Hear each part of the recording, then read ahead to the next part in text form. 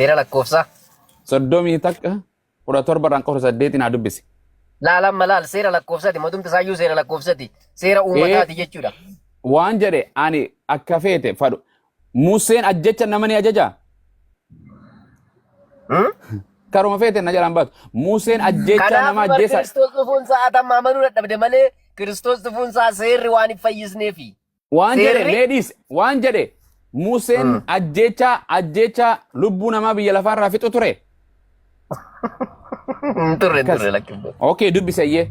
Eenyutu gartee ijoollee fi dubartii dubrummaan qabne ajjeesaa eenyu jedhe Waaqayyo moo Museedha? Waaqayyos kanan jedhu Museenis kanan jedhu. Okay eenyu jedhe Seexaana jedhe? Seera namootati kun. Seerri kanaafuu kun waan asirraa amma dubbisa kun seera namaa dubboodhe sagalee Waaqayyooti micufadhe bakka. Qabas. Dubbii namaati maanu cinqitarree kana kajechuudha. Hai.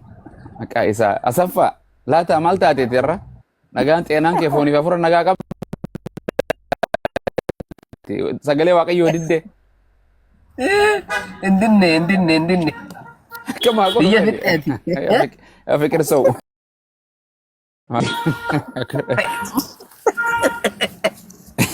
Kursiin dusu geesse nagaa.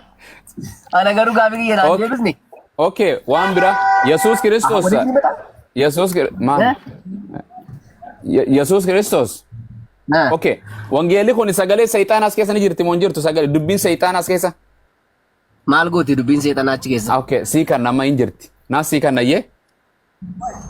Sagalee Waaqayyooti jettanii miti. Quraanni suuraa jinniiti. Quraana jin dubbii Seexaanaa akka jiru seekanuu dubbii Seexaanaa Seexaanni akka ta'e Yesuus hin barsiisa. Yesuus hin barsiisa akka barsiisaa Yesuus akka ture ni beektaa? Siif hin kanna? Ara Seexaanni ofiyyuu hin barsiisne. Okay, sii kanna.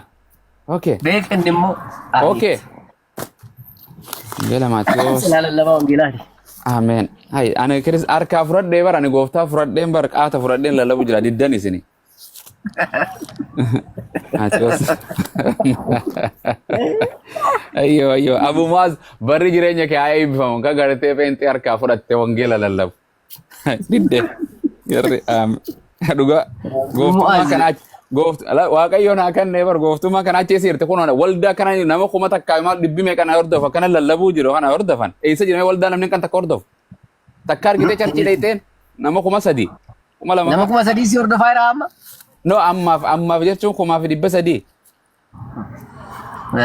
dhugaati bakka Phaawulos taate tabar Phaawulosan kana nama kana yoom lallabee beeka boo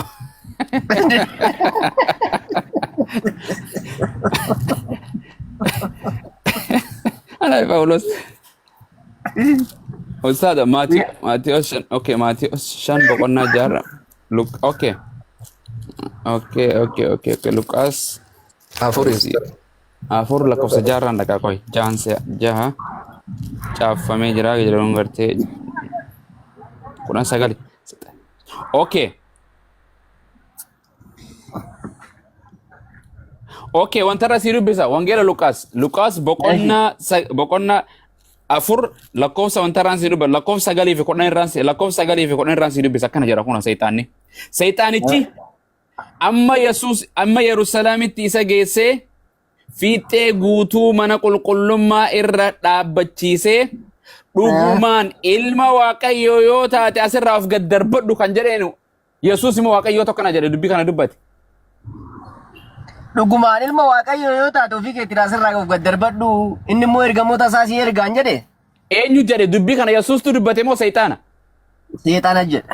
Dubbiin kun kan Seexaanaati moo kan Yesuusi? Kana Seexaana jedhe yaadichaan Seexaanaati. Yaadichaan jedhe kan dubbatee dhugumaan ati ilma Waaqayyoo yoo taate gaara kanarraa of gad darbadhu kan jedhe dubbii kana sagalee kana kan dubbate Seexaana moo Waaqayyoodha?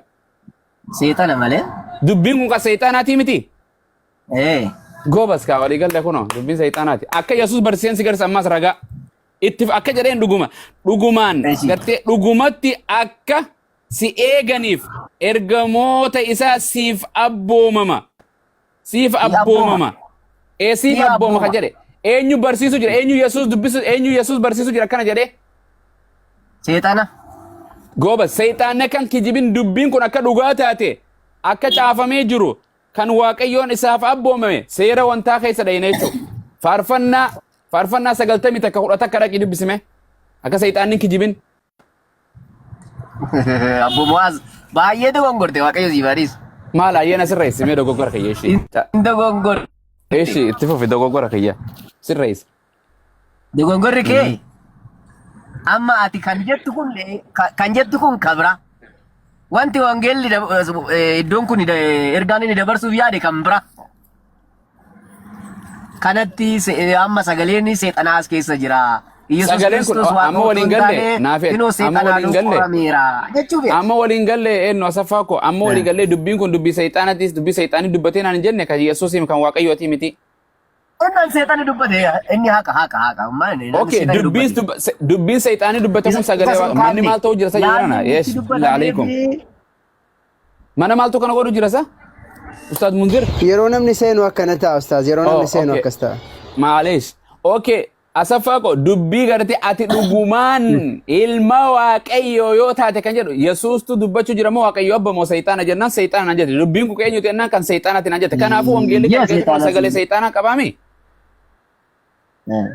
Sagalee sayxaanaa qaba jechuu iddoo sanatti sayxaanni dubbate jechuun sagalee sayxaanaati jechuudha. Dubbiin kun dubbiin amma gartee dhugumaan ilma waaqayyoo yoo ati kan taatu taate gaara kanarraa of gad darbadhu kan jedhu jiru kuni sayxaana moo waaqayyoodha. Mee deebisaa moo dubbisi deebisaa dubbisi hoggasii gala. Inda qabar beekne deebii maal wayin deebisiin jedhee sayxaanni eenyu dubbachuu jira. Deebisaa san dubbisi mee deebisaa. Deebisaa dubbisi. Laa Yesuus akkanitti labu jira bari Yesuus immoo deebisee waaqayyo gooftaa keetiif jilbiiffattee sagadi kan gartee sagadi isa gartee isa duwwaa fi sojjadhu kan jedhu caafamee jira jedheen. Sayxaanichi maal jedhamu deebisee sayxaanichi waaqayyo miti Yesuusii miti sayxaanichi immoo Yerusaalemitti isa geesse. Eenyu Yerusaalem isa geesse? Seexaan. Akkam godhee geesse Yesuusin? Bama Yerusaalem geesse ton taane bari. Akkam godhee geesse? Loodhaan. Waan bu'aan kun faa gurbaani. Jawaaba gaafa jira akkasuma. Waan jedhe. Okay, maali Miilaan Yerusaalem Miilaan geesse moo sayxaanii Miilaan lafa irratti akka fadhennee fura sayxaanii Yesuus yaabbatee geesse moo konkolaataan immoo harreen geesse Yerusaalem. Waaqayyo siif haa dhiisu. No, amen. Anaafeetiif illee adiisu. Yesuusitu Yerusaalem sayxaana geesse moo sayxaanatu Yesuus Yerusaalem geesse? Hubachuu barbaadda asitti moo?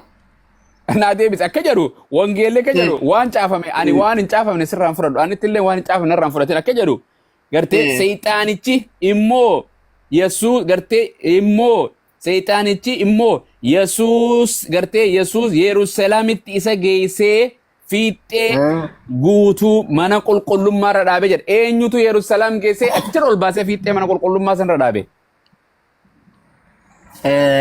Kuni amma jechichi maal inni seete? Akkasumatti qaamumaan Yesuus fuudhee achirra gubbaarra bahee otoo hin taane.